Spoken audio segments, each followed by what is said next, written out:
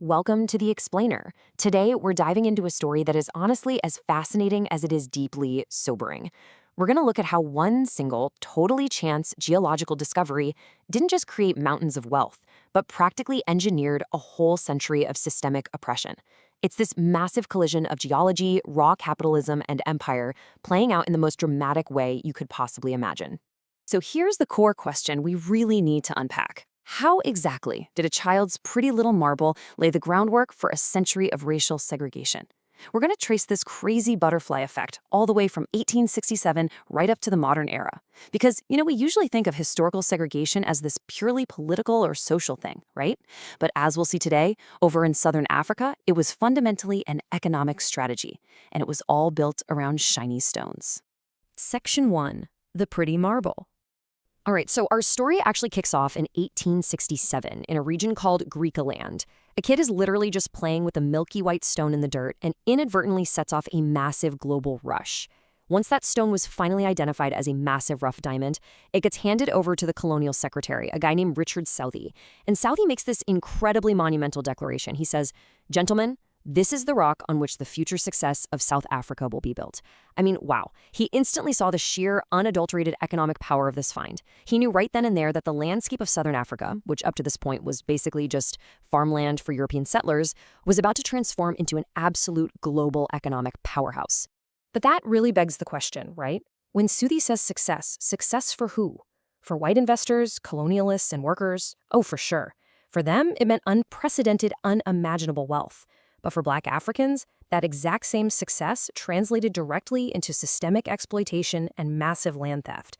Southey's so-called Rock of Success became the literal foundation of a nightmare for the indigenous population. Section 2. Digging the Big Hole. Fast forward just a little bit to 1870.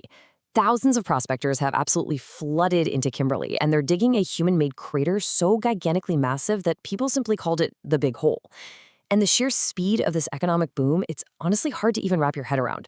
Within just 5 years of that first discovery, we're talking over 1.6 million pounds worth of diamonds being exported every single year. To put that into perspective for you today, that's the equivalent of about 170 million pounds annually.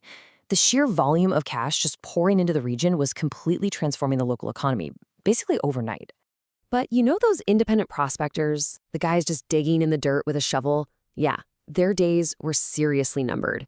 As these mines got deeper and deeper, a shovel just wasn't going to cut it anymore. You suddenly needed incredibly expensive, heavy machinery, especially these massive water pumps, just to keep the giant craters from filling up with water.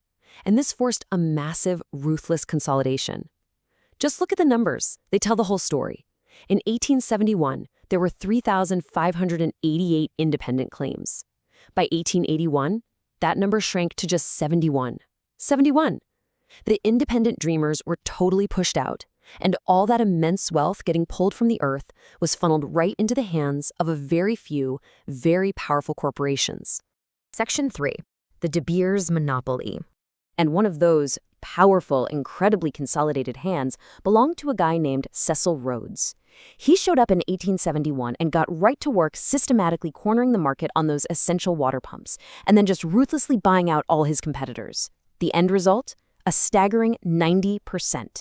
By 1890, Cecil Rhodes' brand new company, De Beers, controlled roughly 90% of the entire global diamond supply. South Africa was easily the #1 producer in the world, and De Beers was an absolute, unquestionable monopoly. But here's the thing. Running a monopoly comes with a really unique corporate challenge. You have to strictly control your output to keep those diamond prices artificially sky high, while at the very same time driving your operating costs straight into the ground. Which brings us to Section 4, engineering cheap labor. So, to maintain this massive monopoly and keep those profit margins looking great, De Beers realized they needed a permanent, and I mean heavily discounted, supply of cheap labor. They decided the local Black African population was going to be that workforce. And this right here is exactly where standard corporate policy suddenly mutated into horrific human rights abuses. To cut down on diamond theft and exert total control over their workers, De Beers forced Black African miners to live in these highly restricted wire mesh compounds. I mean, they were essentially living in makeshift prisons while they worked.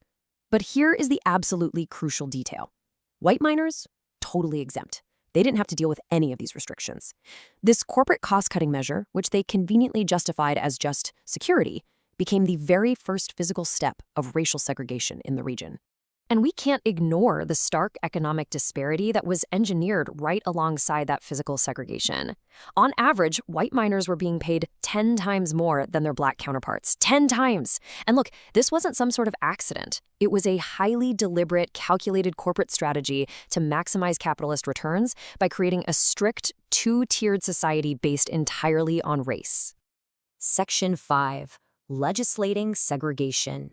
Because what started in the diamond mines definitely did not stay in the diamond mines. These localized corporate strategies spread like wildfire and rapidly mutated into national laws. Let's actually walk through this methodical, step-by-step procedure of disenfranchisement. Step 1 was, of course, those localized wire mesh compounds we just talked about. Then comes Step 2, the 1911 Mines and Works Act. This was a national law that officially, legally excluded black Africans from skilled mining jobs. It cemented their status as nothing more than cheap manual labor. And then Step 3, probably the most devastating of all, the 1913 Natives Land Act. This law systematically stripped land away from Africans. It deliberately destroyed their ability to be self-sufficient farmers, leaving them with absolutely no other choice but to go work in those diamond and gold mines just to survive. Now, let's zoom out geopolitically for a second, because the sheer impact of these diamonds literally reshaped the entire map. To protect these incredibly lucrative mines, the British Empire went on this massive sweeping campaign of conquest. In 1871, they take Greekland. By 1879, they had militarily defeated the Zulu kingdom just to secure their holdings. They even went to war with white European settlers, the Boers. They fought the incredibly bloody Second Boer War in 1899 to ensure total, undisputed British dominance over the gold and diamond regions. And all of this violence, all of this conquest, it all culminated in 1910 with the formation of the Union of South Africa, a unified state that was explicitly built upon the segregationist foundations laid right there in the Kimberley mines.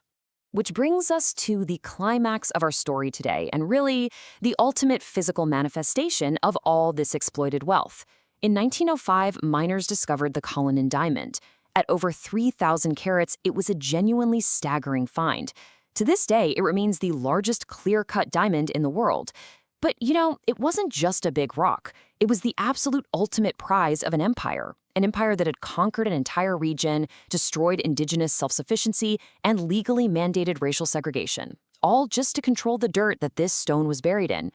Eventually, the Cullinan was cut down into several smaller stones.